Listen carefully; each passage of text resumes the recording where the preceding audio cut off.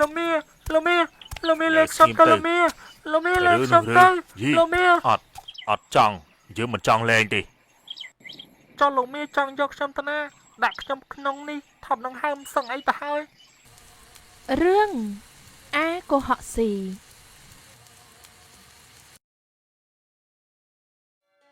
ទីនេះជាភូមិដាច់ស្រយាលពីរាជធានីមានប្រជារាស្ត្ររស់នៅច្រើនបង្គួរក្នុងភូមិនោះមានកុមារម្នាក់រស់នៅជាមួយម្ដាយ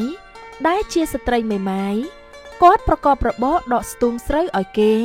គ្រាន់បដូរយកស្រូវអង្ករហូបមីងមេម៉ាយខំចិញ្ចឹមបានជ្រូកមួយទុកគ្រាន់លក់ក្រែងសន្សំបានប្រាក់ផ្គត់ផ្គង់ជីវភាពគ្រួសារកូនប្រុសមីងមេម៉ាយនឹកឃ្លានជ្រូកចង់ស៊ីសាច់ជ្រូកក៏ទៅនិយាយអង្វរនឹងម្ដាយថាម៉ែអើយជ្រូកនេះមើលទៅដូចជារកលឈឺរហូតទេមានណាកូនជ្រូកវាកំពុងតែពេញសាច់ផងមានរកលតែឈឺអីវាកុំចេះតែថាណែម៉ែអើយខ្ញុំចង់ស៊ីសាច់ជ្រូកម៉ែខ្ញុំកាប់ជ្រូកនេះស៊ីផឹកស្រាទៅណាម៉ែយីហើយឃ្លានខុសទំនងឯងនេះកុំឯងធ្វើស៊ីអីក៏ច្រើនម្លេះទុកវានឹងលក់គ្រាន់បានយកប្រាក់ចាយតែឃ្លានស៊ីស្អីខុសទំនងបែបនេះកូនឮម្ដាយខាត់ដូច្នោះ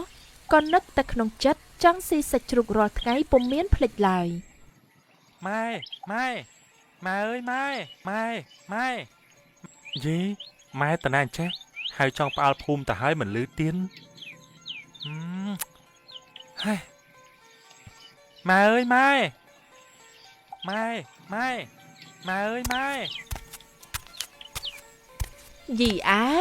ហើយវាកើតស្អីវាកាត់ព្រឹកព្រលឹមបែបនេះស្រែកចង់បែកយីអើហើយវាកើតស្អីវាកាត់ព្រឹកព្រលឹមបែបនេះស្រែកចង់បែកផ្ទះទៅហើយវាមានការស្អីវានឹងនេះហ៎ម៉ែអើយម៉ែមានមាសច្រើនណាស់ម៉ែអើយមានទេវតាតាមពន្យល់សពខ្ញុំឲ្យទៅយកមាសណាម៉ែមាសច្រើនសម្បើមណាស់តោះម៉ែខ្ញុំជូនទៅយកណាលឿនឡើងតោះមកតែមានគេដឹងគេយកមុនឥឡូវហើយម្ដាយលើកូននិយាយប្រាប់ដូច្នោះក៏សួរថាតោះកូនហើយមាសណែណា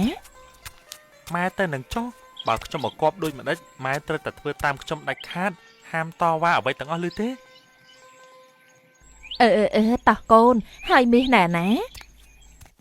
ម្ដាយត្រេកអរខំទៅតាមកូនអាកុហកស៊ីយកកញ្ជើមួយនាំម្ដាយដើរទៅព្រៃឆ្ងាយពីស្រុក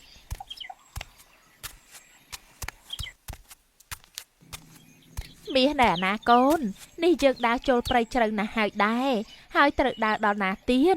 ហើយហត់សឹងស្លាប់ហើយចិត្តដល់ហើយម៉ែតិចទៀតដល់ហើយអើយម៉ែដើរមកនេះលឿនតិចមកលុះបានឱកាសល្អហើយកូនក៏យកកញ្ជើស្ទុះទៅគ្របដីធ្វើជាប្រឹងសង្កត់ហើយស្រែកប្រាប់ម្ដាយម៉ែមកជួយម៉ែមកជួយសង្កត់ផងទៅហើយម៉ែសង្កត់ឲ្យជាប់ណាឲ្យលឿនឡើងម៉ែជួយសង្កត់ឲ្យជាប់ផងណាខ្ញុំនឹងទៅរកចប់ជីកមកជីកយកមាសប្រាក់ម៉ែនឹងសង្កត់ឲ្យជាប់កុំលែងណាបើម៉ែលែងមាសប្រាក់នឹងបាត់បង់អស់ជាមិនខានទេឲ្យជាប់កុំលែងដៃឲ្យសោះឮទេកុំលែងដៃប្រយ័ត្នមាសរត់អស់ណាម៉ែសង្កត់ឲ្យជាប់ណាម៉ែកុំលែងដៃប្រយ័ត្នមាសរត់អស់ណាម៉ែសង្កត់ឲ្យជាប់ណាម៉ែទៅយកចប់ជីកឲ្យលឿនមកចាំម៉ែនៅសង្កត់នៅទីនេះឯម្ដាយឮកូនថាដូច្នោះក៏សង្កត់កញ្ជើនោះចាំកូនកុំលែងដៃណាម៉ែខ្ញុំទៅផ្ទះរកចប់ជីករកប៉ែលមកសិនយីទុកម៉ែនៅទីនេះម្នាក់ឯងដូចជាមិនសមទេដឹងណាហើយទៅយកចប់ជីកអត់ចប់ជីកយកចប់កាប់អត់ចប់កាប់ជ្រូកស៊ីឡាឯកូនត្រឡប់មកផ្ទះវិញចាប់ជ្រូកនោះយកមកកាប់ចម្អិនជាអាហារបបួលអស់បងប្អូនចិត្តខាងមកស៊ីផឹកស្រាលេងសប្បាយម្ដាយទន្ទឹងចាំកូននៅឯព្រៃពុំឃើញមកអូយហើយគ្រាន់តែទៅយកចប់សោះក៏រាប់ម៉ោងដែរហើយចុកដៃណាស់ ដៃរយជើងរបូតចេញពីកញ្ជើមើលក្នុងកញ្ជើពុំមានអ្វីសោះអីចាស់អើយអញហាណាមាសរតនាបាត់អស់ហើយទៀតហើយថាចាញ់បោកចាញ់កលអាកូននឹងតតែបានចាំមើលទៅផ្ទះវិញណាលេងអាកូននឹងឲ្យវាណានៃតែម្ដងអើយចាំមើលទៅផ្ទះវិញណាហើយអីចាស់អូយច្រឡំផ្លូវលុះម្ដាយដឹងថាកូនបញ្ឆោតហើយកូនត្រឡប់ទៅផ្ទះវិញឃើញកូនកំពុងតែស៊ីសាច់ជ្រូកផឹកស្រាលេងសប្បាយដូច្នេះខឹងនឹងកូនណាស់ចាកូននេះពិតជាឆេកបាយអស់តែអង្គមែនជ្រូកជើងខំចិញ្ចឹមថែទាំវាយកមកកាប់ចែកគ្នាផឹកស្រាធ្វើប្រងើយហើយក៏ដើរទៅរកប្អូនប្រុសឃើញហើយក៏និយាយនឹងប្អូនប្រុសថាយ៉ាឃើញល្មមមានកាយបងមិនបានជាដើរទៅណាទៅណីដូចជាបញ្ញាប់ម្លេះគឺវិបែបនេះណាត្បិតកូនយើងនេះខូចណាស់យើងទុកចិញ្ចឹមទៀតមិនបានទេឯងច្រកក្រងយកវាទៅទម្លាក់ក្នុងទឹកសម្លាប់តែម្ដងទៅហើយបាត់កូនយើងនេះខូចណាស់យើងទុកចិញ្ចឹមទៀតមិនបានទេឯងច្រកក្រងយកវាទៅទម្លាក់ក្នុងទឹកសម្លាប់តែម្ដងទៅហើយយើងចិញ្ចឹមវាលែងកើតហើយ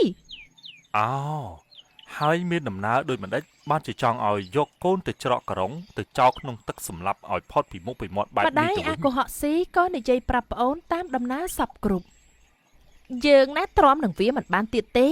វាចេះបញ្ឆោតឲ្យបងទៅក្នុងព្រៃថាទៅយកមាសប្រាក់ហើយវាឲ្យចាំក្នុងព្រៃជ្រៅតែឯងឡើងមួយព្រឹកធំដល់ថ្ងៃឃ្លានបាយស្ទើរតែដាច់ពោះឯវាមកកាប់ជ្រូកផឹកស្រាជ្រូកមានតែមួយទុកលក់ឲ្យគេគ្រាន់យកប្រាក់ចាយតើពុទ្ធោហ៊ានធ្វើដាក់បងដល់ថ្នាក់នឹងផងពិតជាចិញ្ចឹមមកបាយមែនវានៅណាលើចាំខ្ញុំទៅចាប់វាយកទៅទម្លាក់ទឹកឲ្យងាប់តែម្ដងប្អូននោះក៏ទៅចាប់អាកុហកស៊ីច្រកក្នុងករងធំចងមាត់ករងជាប់ល្អលើកលីយកទៅចោលក្នុងទឹកទន្លេលោកមីលេខសំទៅលោកមីលេខសំទៅលោកមីលេខសំទៅលោកមីលេខសំទៅយើងមិនចង់លេងទេនៅស្ងៀមទៅឬនោះឬយីលោកមីលេខសំទៅលោកមីចុះលោកមីចង់យកខ្ញុំទៅណាដាក់ខ្ញុំក្នុងនេះថប់នឹងហើមសឹងអីទៅហើយយើងនឹងយកឯងទៅទម្លាក់ក្នុងទឹកសម្រាប់ចោលនឹងហើយឆ្ងល់ច្រើនមែនទែនលោកមីលេខសំទៅលោកមីលេខសំទៅលោកដល់មកទន្លេអាកុហកស៊ីនិយាយនឹងមីដល់ល្មមតម្រង់ដល់ខ្ញុំសឹងស្លាប់ហើយលោកមីអាណិតក្មួយផងលោកមីខ្ញុំមុខជាស្លាប់ហើយស្លាប់មិនខានទេបាទដូច្នោះហើយលោកមីអាណិតទៅយកក្បួនកុហកឲ្យខ្ញុំបន្តិចត្បិតស្លាប់ទៅនៅឋានខ្មោចបើគ្មានក្បួនកុហកខ្វាយរកស៊ីពុំបាននោះទេនឹងដាច់ពោះស្លាប់ម្ដងទៀតមិនខានឯមៀឮក្មួយអង្វរដូច្នោះក៏សួរទៅក្មួយក្បួនកុហកឯងទុកនៅណាក្មួយប្រាប់ទៅមៀថាខ្ញុំទុកក្បួនកុហកឯងទុកនៅណាក្មួយប្រាប់ទៅមៀថាខ្ញុំទុកនៅលើភ្នំលោកមៀទៅរកមើលលើភ្នំផ្ទះទៅឃើញហើយមៀក៏ដាក់អាកុហកស៊ីនៅកំពង់ទឹកហើយត្រឡប់ទៅយកក្បួនផោអាកុហកស៊ីវិញកាលនោះមានមនុស្សកាត់ឃ្លុងម្នាក់ដើរមកអង្គុយជិតនោះជីវិតយើងអីក៏អាផប់ម្លេះកើតមកមានរោគឃ្លុងជាប់ខ្លួនមិនដឹងជាធ្វើយ៉ាងម៉េចឲ្យបាត់ទេអាកុហកស៊ីដឹងថាមានមនុស្សឃ្លុងមកក៏ធ្វើជានិយាយអញមកតំឃ្លុងក្នុងក្រុងនេះយូរហើយមិនដឹងថាជាហើយនៅទេអញប៉ុន្តែស្ទាបមើលទៅហាក់ដូចជាសះស្បើយហើយអញស្អីគេក្នុងនេះការុងចេះនិយាយការុងស្អីឯងនិយាយជាមនុស្សឃ្លុងចូលមកតំឃ្លុងក្នុងការុងហ្នឹងណាតំឃ្លុងក្នុងក្រុងនេះបានជាឬមនុស្សឃ្លុងឬអាកុហកស៊ីថាតមឃ្លុងក្នុងក្រុងដូច្នោះដោយខ្លួនកាត់ឃ្លុងក៏សួរក្បត់ខ្ញុំកើតឃ្លុងគេឲ្យមកតមក្នុងក្រុងនេះយូរថ្ងៃហើយមិនដឹងថាជាហើយនៅទេអាណិតជួយស្វែងខ្ញុំតិចមកខ្ញុំចង់ដឹងណាថាវាជាដាច់ឬនៅមនុស្សឃ្លុងក៏ស្រែកក្រុងឲ្យអាកុហកស៊ីចេញមកអាកុហកស៊ីចេញពីក្រុងចេញមកមើលហើយប្រាប់ថាហើយអូយ៉យទីបំផុតខ្ញុំចេញបានហើយ ជាដាច់ហើយជាឃ្លុងហើយ នាយកំឡុងឮអាកុហកស៊ីថាតอมខ្លងក្នុងករងជាដូច្នោះក៏និយាយ ឲ្យគ្នាសពតោក្នុងករងផង អាកុហកស៊ីឮដូច្នោះអរណាស់ អញអត់ស្លាប់ហើយបានអាកំឡុងនេះមកស្លាប់ជួបើឯងចង់ជាឃ្លុងស្លាប់អត់ទេឆាប់ត្រូវទៅកាត់ត្រណមឲ្យជាប់កុំនិយាយស្ដីនឹងអ្នកណាឲ្យសោះបើនរណាមកសួរស្អីមកជេរវាយដូចម្ដេចក្ដីត្រណមឲ្យជាប់កុំនិយាយស្ដីនឹងអ្នកណាឲ្យសោះ